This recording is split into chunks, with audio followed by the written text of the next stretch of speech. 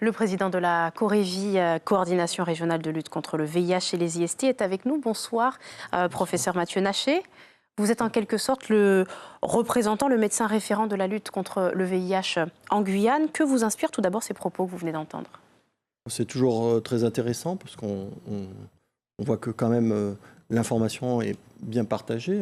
Ce monsieur qui dit qu'effectivement il faut faire le test pour ne pas le transmettre, qu'il y a peut-être on a peut-être un petit peu moins peur de cette maladie qu'il y a quelques années avant les traitements.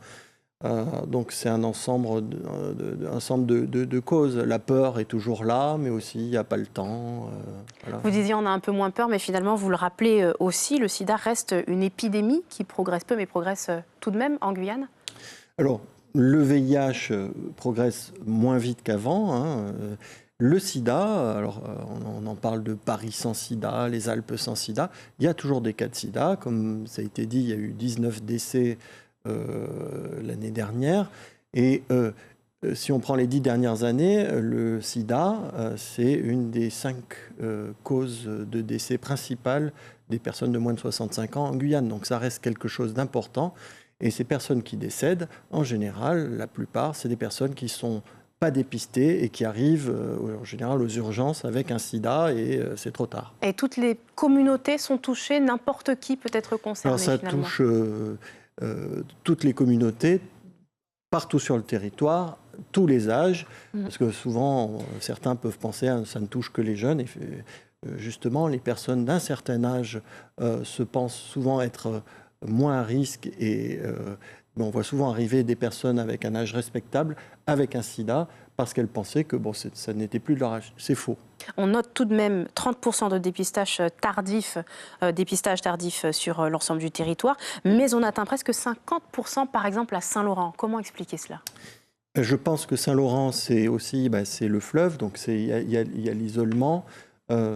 C'est quelque chose qui est remarquablement constant, parce que ça fait 20 ans que c'est 30% à Cayenne, à peu près 50% à Saint-Laurent. Donc ça représente peut-être, effectivement, il y a une partie de la population peut-être qui ne pense pas être à risque, pour qui peut-être trouver du travail, vivre sa vie et plus, on va dire, dans leur conscience que de s'occuper de problèmes qui ne font pas mal, de prévention, de dépistage.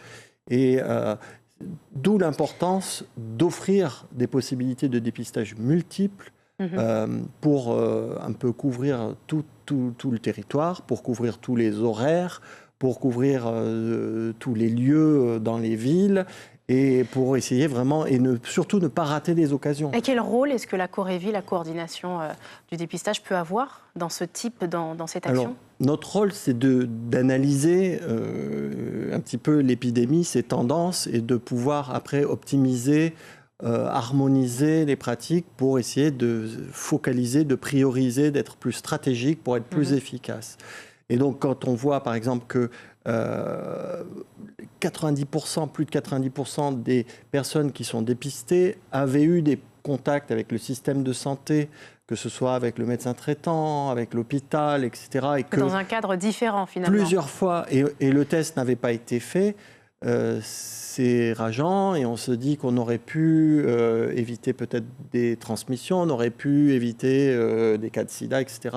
Donc je pense qu'il faut vraiment arriver à multiplier les propositions de dépistage quasi automatiques, c'est-à-dire quand on va au laboratoire, qu'on vous propose, est-ce que vous voulez qu'on rajoute un test VIH, et comme ça, on en ratera de moins en moins, et petit à petit avec les traitements, parce qu'une fois que les gens sont traités, ils ne transmettent plus le virus, peut-être qu'on fera fondre ce réservoir d'infections cachées.